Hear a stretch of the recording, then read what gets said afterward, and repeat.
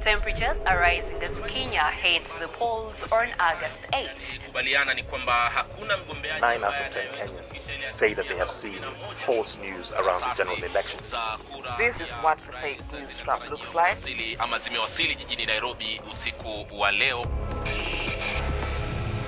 This Tuesday, Kenyans head to the polls in what is expected to be a tightly contested election, pitting the incumbent president, Uhuru Kenyatta, against his old rival, Raila Odinga. Kenyatta and Odinga faced each other back in 2013 when Kenyatta won, partly due to a pioneering social media strategy. Those campaigns were mostly above board, with a few attack ads here and there, but this time around it's different, because the fake news phenomenon has hit Kenya. The country's recent political history makes the upsurge in fake news troubling. In late 2007, Odinga lost a close election, the results of which he disputed. Protests turned to unrest and ethnic violence that left more than 1,000 dead. The concern now is, if fake news builds expectations that go unmet, Kenyans could see history repeat itself. Then there's the outside element, PR companies and number crunchers. African politicians often hire Western firms, but it's Kenyatta's reported relationship with a company called Cambridge Analytica that got our attention. The company operates in the murky political margins, offering data analysis and PR advice, strategic communications. And the people behind it have, to varying degrees, been credited with helping land Donald Trump in the White House and with helping the Leave side win Britain's Brexit referendum, which has Kenyans looking closely, wondering what Cambridge Analytica is up to this time. Our starting point this week is Nairobi.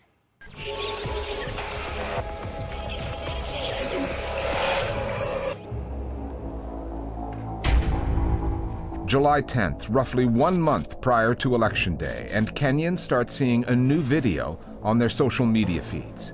It's called Raila 2020 and purports to provide a vision of what the country would look like 3 years into a Raila Odinga presidency.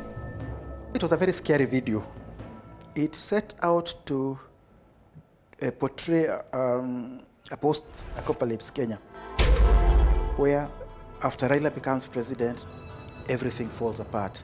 It says that it will be a Kenya full of violence, the opposition would be stifled, every public infrastructure would be dilapidated. They said that, for example, that there will not be enough water for Kenyans, that women will be giving birth in the streets. It was professionally done, and it was a classic case of propaganda.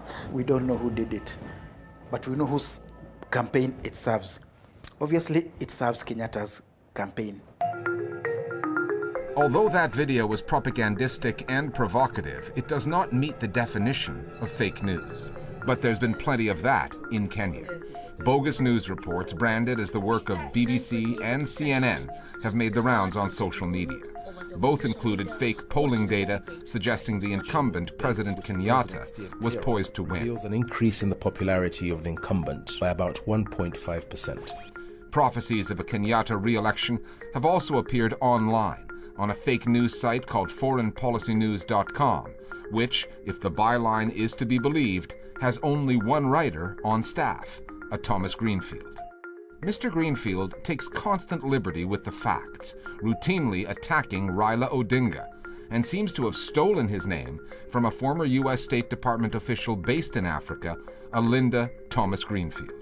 Whatever form these fake news stories take, many Kenyans are ready to believe them. And even if they don't, many are able and willing to circulate them.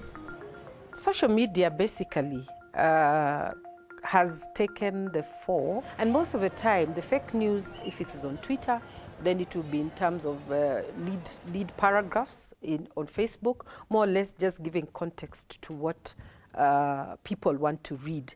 And it has been very niche audience specific. Kenyans are very active on WhatsApp, they're very active on Telegram. This has fueled a lot of fake news. And some of these conversations that start online, they influence our conversations offline. It goes to churches, it goes to the marketplace, it goes to the bus stops, wherever people gather to congregate. And wherever Kenyans congregate, they discuss politics. It is very, very effective. From all that we have seen.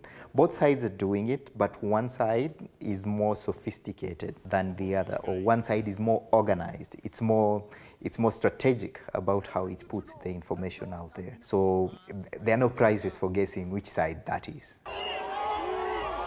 Again, that would be the side backing the incumbent, President Uhuru Kenyatta. Looming over this story is the dark cloud of 2007-2008. Polls had Odinga leading, much like the fake news reports predicting a Kenyatta victory this time. And when the result went the other way, 2 months of violence followed, claiming more than 1,000 lives. Various government inquiries were called into the way that election was conducted and how it was covered. Within a year, the country's media law was changed. The government gave itself the power to raid media offices and control broadcast content in order, it argued, to keep the peace.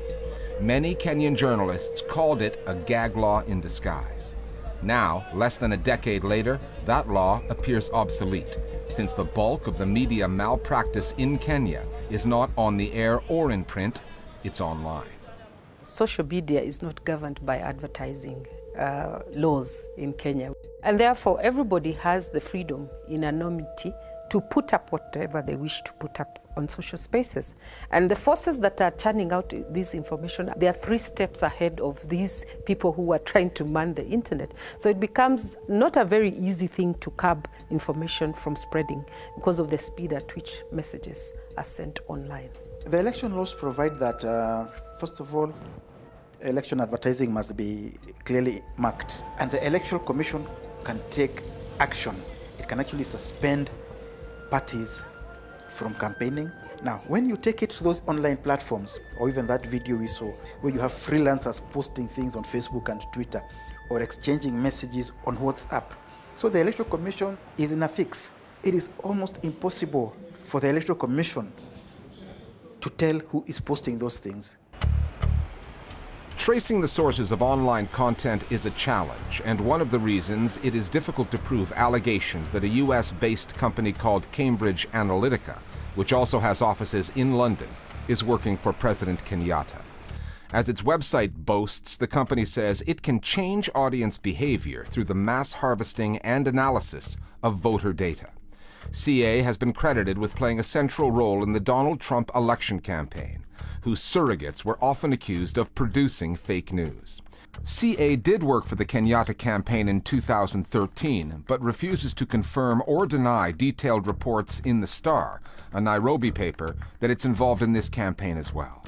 However, when Kenyans see the proliferation of fake news, the branding of Raila Odinga as Crooked Raila on a website that appears to be behind that Raila attack video, they hear distinct echoes of what American voters were getting last year. And it's understandable why President Kenyatta, in a country still trying to move past its long colonial history, would not want voters making the link between his campaign and a foreign company like Cambridge Analytica. Kenyatta, in 2013, he was going out with an anti-imperialist message. Now, some people would say that it's his way of dealing with the imperialists, fighting with them using their own tools. A lot of people are drawing parallels between this election and that of the 2016, the US presidential election, where they say that he who has the big data owns the future. And there's general belief that, although they might deny this or fail to comment, that the Cambridge Analytica has a hand in all this. Cambridge Analytica told the Listening Post it has no connection to the Raila 2020 video, but refuses to say what services, if any, it's providing the Kenyatta campaign. That's the kind of non-clarification that, in a story rife with forged logos, fabricated bylines, and all kinds of fake news, fits right in. Kenya votes on Tuesday, in an election in which neither candidate, neither side, comes out clean. That much we know.